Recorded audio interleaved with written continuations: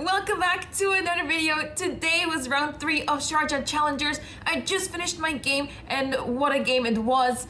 I faced a 13-year-old prodigy. My opponent is rated 3000 on chess.com in blitz. He is currently international master, rated 2460 in classical, and he has beaten Hikaru, Alireza Firouzja, and many more very strong grandmasters, and then he's suddenly facing me. So yeah. Anyway, let's talk about the game. So I was playing the black pieces and my opponent started with e4. He mostly plays e4 or knight f3, so I was ready to face both, and then he played e4, and then we have the French on the board, d4, d5. He played the advanced variation. I am slightly traumatized from this because I haven't had many good results recently with this against the advanced variation. So let's see what happened. c5, c3, queen b6, knight f3, bishop d7.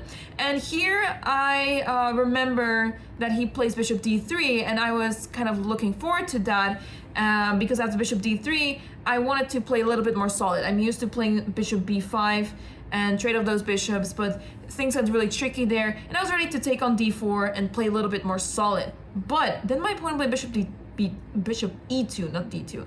And here I got confused because basically the idea is that when the bishop is on d3, you play knight c6, you attack the pawn, or well, you can play bishop b5 first and then knight c6. But the idea is that after knight c6, you attack the pawn and it's hanging now.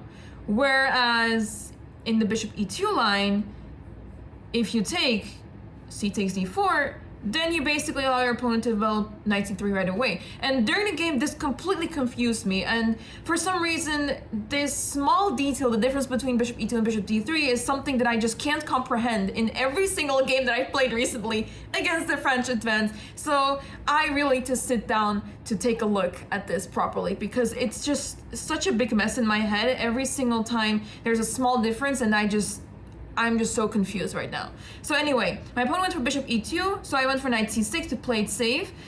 Short castle, rook c8, simply trying to ask my opponent, okay, what do you want to do? Like, hit me with a move. And he went for d takes c5, bishop takes c5, b4, and I was like, oh, we are back into familiar territory. The game that I played in Villa de Sahara was very similar to this, and I did not like it. But I remember that I played, or was it Villa de Sahara? I think it was actually, during the game I was thinking about this game, but I think it was actually Reykjavik Open. God, I have played against so many French advanced recently, I can't even recall which tournament anymore, but I know that every single one of them, I got out prepped really hard. And yeah, it's very traumatizing, and that's also why I'm trying to forget about it and move on and just learn the opening, but I'm just failing to learn it. Anyway, that aside, b4 was played bishop e7. I have some memory of playing bishop f8, and it was a little rough, but bishop e7, knight a3. So the idea is that white wants to play c4 and attack. So for now, that's not really possible, and I played with f6. So the idea behind f6 is that I want to counter in the center, and after bishop e3, I retreat with the queen. But the problem is that queen 7 is a really terrible move. I had to play queen d8 here, and I was thinking during the game, do I play queen 7, queen d8? I don't really know. I can't really decide. But I was certain that queen d8 was a bit too much to go back all the way to d8, and I thought queen c7, I'm targeting that pawn. I was feeling like that queen belongs there, also covering the d6 square, and let's say if the knight wants to jump to d6 somehow, and bishop c5. So I thought that I have to play queen c7 to be a little bit more active, but turns out that this was actually the move that caused so much trouble in the game. Because knight b5 instantly, attacking my queen, and I didn't think that this was a problem because I failed to evaluate c4 here. I did not see c4 coming here, which was a great move played by my opponent, and basically my position is already falling apart.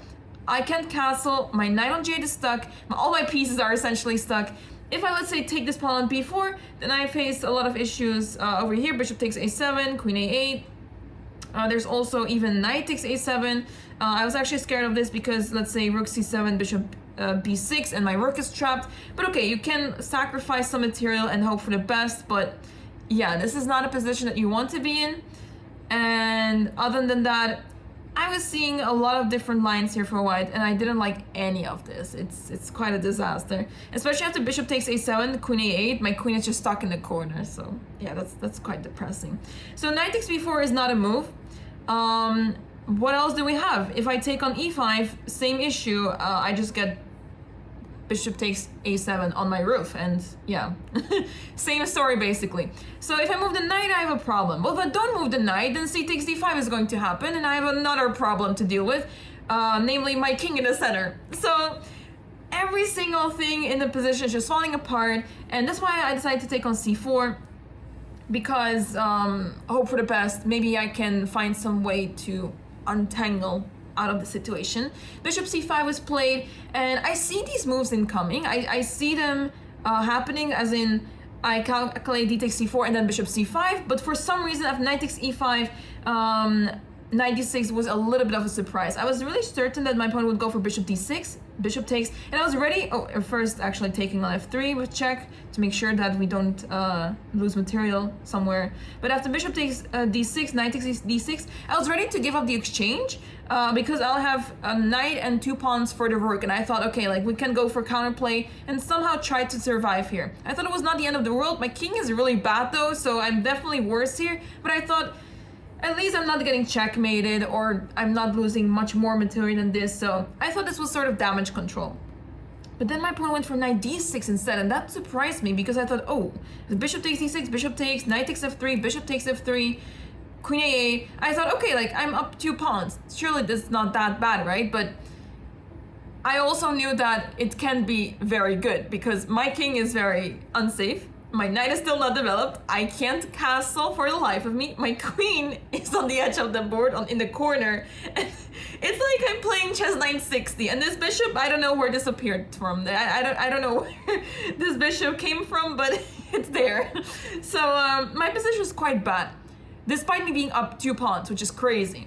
So my opponent played rook e1. I simply developed my knight to e7. Apparently king f7 is a little bit more precise, but it's a really horrible move to play because my bishop will be left alone on d7, and I did not feel comfortable with that. But perhaps king f7 was a little bit more precise because after knight e7, my opponent found out a really brilliant idea. Bishop g4, attacking my pawn on e6. So I don't really have many ways to defend this. If I play king f7, I'm just going to get hit with queen e2, and I need to find a way to defend this. So at some point, I will have to play f5. So that's why I went for f5 right away, because why not? Bishop h5 check. Here I can pick between knight g6 and g6, but I thought after knight g6, it's gonna be a slow death with bishop e5, attacking the pawn on g7. The queen comes in, and I thought, yeah, this is lights out, so I played g6 over here. And then after g6, my opponent went for queen d4. And when my opponent played queen d4, that's when I realized, okay, I'm actually going to lose in the next few moves. I'm not going to survive for much longer, and it felt so depressing to look at this, that I'm up 2 pawns, but my position is strategically the worst I've ever seen, ever, probably. Because the dark squares are so weak, and this bishop is a monster, and now the queen is also infiltrating in the position. So in this position, if I, let's say, play a normal move like rook g8 to defend my rook, basically, then I got hit by queen f6, knight d5, and rook takes e6. And I was thinking, do I allow this? I thought this is really painful to look at because every single piece is basically disappearing here, and checkmate is followed soon. So I thought, okay, not rook g8, but if rook f8, then queen g7, rook f7, queen h8, this, and then if rook f7 back, there's always bishop takes g6, and I thought, yeah, no, terrible. So I thought, okay, short castle, bishop takes e7, rook f7, queen takes, I take the bishop. I'm down a piece, but I thought maybe I can pull off something with rook e8, and I have some pawn here, but then he played queen takes c4, and I thought, okay, it is time to pack my bags and go home, because, yeah, this game was quite a disaster. And I mean go home to my room, not actually going home. No, but honestly, this game was really terrible for me, from my end. I got really outplayed badly. but it was a really good experience, as in a learning experience, because I am really determined to fix this problem that I have in advanced variation. Every single opponent that I face that plays advanced or doesn't even play it but then switches to play it against me, I have been facing a lot of issues with this, and for some reason it just doesn't click, it doesn't work in my games, and my opponents outprep me really badly. So I need to work on this, and this was a really good learning lesson that I should stop enabling these kind of knight a3 c4 ideas. It's the worst. It's the worst I've ever seen.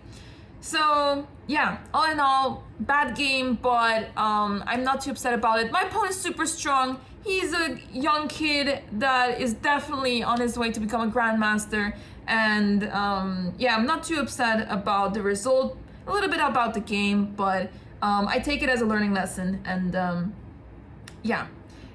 This game finished so quickly that I have so much time now for the rest of the day. And guess what? I'll spend all this time to prepare the French advance so that no one can ever beat me ever again in this opening. Or at least that is not the fault of the opening, okay? That's what we're going to make happen, and that's what I'm going to do today. So I'll be ready for the next game. When someone plays the French advance, they should know I'm ready for it. So, without further ado, guys, thanks for watching. Thanks so much for the support, and let's hope for a better game tomorrow. See you in the next video.